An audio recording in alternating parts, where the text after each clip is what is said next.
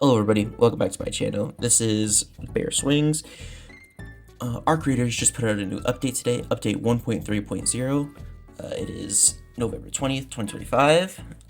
Here's what they say. It looks like we got some balance changes and a couple other things, probably store related stuff, so we'll have to see what's going on. So, in the Arc Raiders patch notes, they say, Raiders, it's been a week since we stepped into Stella Montes. We have some updates from Speranza with bug fixes, balance changes, and a little surprise, so we'll get to see what that is. Balance changes. Items buy value, so they're increasing the price from 8,100 coins to 15,000 coins. They're also increasing the sell value from 3,000 to 5,000 coins. They're also changing the crafting recipe from old to 2 explosive compound to 1 synthesized fuel to the new one, which is 3 explosive compound and 2 arc circuitry. And the deadline trader stock from 3 to 1. So people who have stocked up on deadlines, you're in luck because now they are worth a lot more, and you can only buy one at a time per rotation. So I guess they found out they were pretty strong, but they didn't want to exactly nerf the damage. I think that's the point, so those of you who have them, keep them. Power sell values going down from 640 to 270. Launcher ammo buy values, 10 ammo for 6,000 is now being 6 ammo for 4,500 coins. The sell value is going up from 200 to 250, and the crafting is 6 launcher ammo for 4 metal parts plus 1 explosive compound, to now 6 launcher ammo for 1 arc motion core and 2 crude explosives. So I actually don't know if that's more expensive or not, because you need an arc motion core, but you only need crude explosive, because you used to need an explosive compound, which isn't that expensive in the first place. And launcher ammo crafting is available at the workbench without a duplicate, which is good, because you used to need the hull cracker blueprint to make the ammo, which you just get from a quest with TN1. Ooh, this is gonna be a controversial one, and I've been expecting it, and I'm wondering what they're going to do. Venator, dev note. The fully upgraded Venator has been overperforming recently, capable of outgunning full squads using close-range weapons. We're retuning the fire rate gained from upgrades to pull down the pacing of it, while still keeping its damage and accuracy intact. This should encourage players to take some more time with their shots rather than mag dumping the first poor soul they encounter. The community also rightfully pointed out that the weight of the Venator was inconsistent with the weights of our other pistol, so we've corrected that as well. Reduced fire rate gained from upgrades to 22, 44 to 60 to 13, 26, and 40. That is a significant fire rate nerf. I will say, I also feel like it's not enough. I feel like the Venator is still going to be incredibly strong, and my original opinion was that the Venator should shoot 2 bullets at a time. It should use 2 ammo at a time. But I feel like this is a step in the right direction, because I still feel like the Venator will be incredibly strong, but it's not going to be the fully automatic pistol that people are making it out to be. Also, the increased weight is going to make it so you can no longer just have it in your pocket with no downsides at all. So with it being heavier, this is a good step in the right direction. I am definitely like clap it up, because the devs have finally noticed that this thing is ridiculously powerful. So I can't wait. Ooh, explosive damage. We noticed that explosives dealt damage to more ports at once than intended, allowing weapons like the hull cracker to kill larger drones too quickly. We've adjusted explosive damage to make it more consistent across the board, and we've rebalanced the damage of the hull cracker to account for that change. This will require hull cracker shots to need a bit more precision while still dealing good damage to the targeted spot. Man, I can't talk, it's too early in the morning. Rebalance explosive damage against arc for more consistent experience. Explosions on smaller enemies, e.g. turrets, are largely unaffected.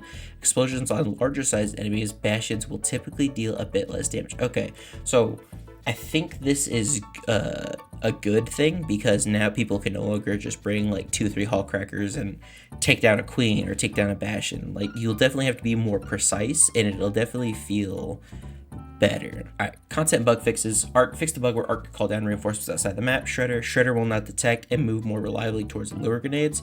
Shredder movement and handling updated, slightly reduced turn speed, improved braking, stiffer suspension, and more consistent reactions to impacts for steadier behavior in combat. Improved Shredder navigation to prevent it from getting stuck on corners when moving toward the player. I actually don't run into the Shredders a whole lot, because I'm not running Stella Montes at the moment. I'm waiting for a group to do that with. Solo, I have done a couple of runs, but other than that, I haven't been running into Shredders too often. Audio, reduced volume attention for explosion tinnitus and concussion effects to improve clarity. Okay, I also did notice this because I throw grenades pretty often, so I get hit by them sometimes on my own. This is good because now it's no longer going to be the loudest thing you hear. Barricades can no longer be placed overlapping your character, preventing clipping through walls and access to locked rooms. Thank the heavens. Hallelujah. Embark, you are amazing. That means the glitch door, the door glitch to get into locked rooms is no longer available. I actually have a 30-minute video. It's somewhere in my files where I got stuck in a locked room because someone was like, do you want to do a thing where you can get into a locked room? And I was like, yeah, because it seems cool. I did it, and it was terrible because I couldn't get out. There was no way out. So I died due to the, whatchamacallit. I just died at the time. Like, it was terrible. Damp backgrounds. Fix an issue where players would get stuck in the damp control tower elevator shaft. I actually haven't seen that, so that's an interesting bug. Spaceport. Add a collision to the staircase walls and ceiling in the hidden bunker on Spaceport. Fixed an issue where players could enter the wall near the launch tower ramp on Spaceport, preventing unfair ambushes. I have seen this one only once, and I had a couple other players, like, report it to me, and they were like, hey, this guy is, like, stuck in the wall shooting people, so try to avoid that area. And I was like, can you not shoot him back? And they're like, no. Fix an issue where players could access the locker room of the control tower without a key. Also a really good one.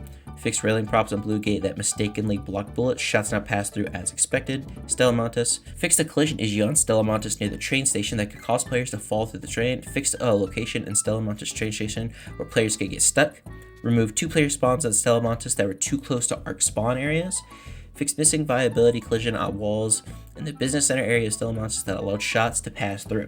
So this is good. This is all good stuff. They prevented a lot of the clipping issues, so we'll have to get in and see if those are actually fixed now. Goodness gracious. Miscellaneous. Fix your crash when using radar voice proximity chat on PCs without AVX2 support. Fix your crash that occur. So this is a bunch of crash fixes surrendering after reconnecting to a session. Fix an issue where scavenging parts from the shredder could leave behind invisible collisions. Fix an issue with Trials weekly rollover could display an outdated rank. The celebration now reflects the current rank and the UI remains accurate during the cooldown period. Update recommended AMD graphics drivers to version 25.11.1 to reduce recent crash issues on AMD GPUs. Your Raider Den has been ducked out. Oh. What does that mean? Your Raider Den has been ducked out. I feel like we're in for a surprise when we get in today. Movement. Improved enemy ground detection to better handle steep surfaces, reducing erratic movement when traversing angled terrain. I noticed this a lot with the Bombardier.